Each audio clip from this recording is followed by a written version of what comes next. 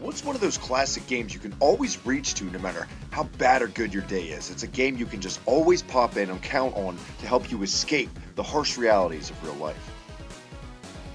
Without a doubt, for me, I'd have to go with Contra, whether it's the original on NES, the follow-up Super C on NES, Alien Wars, Contra 3 on the SNES. Man, just popping in a good old-fashioned Contra game is such a great way to escape stress. Even the more modern releases in the Contra series like 4 and the obscure one like Hardcore for the Sega Genesis are still a good time, and more times than not, worth playing.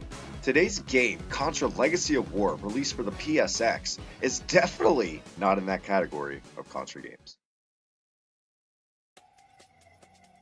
Make no mistake about it, some games just should never have a transitional 3D remake of them.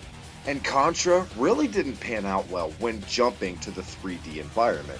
From everything seeming like a naturally flowing, progressively harder game, when it transitioned here in Legacy of War, it just made it seem more chaotic and the enemies sporadic and just flat out annoying.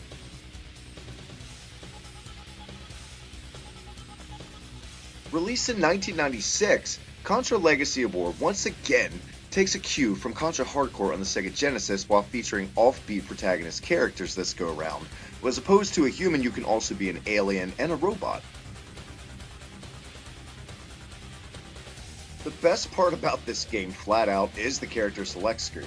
I like the way that they walk up, and it actually seems something outside of the box at the time.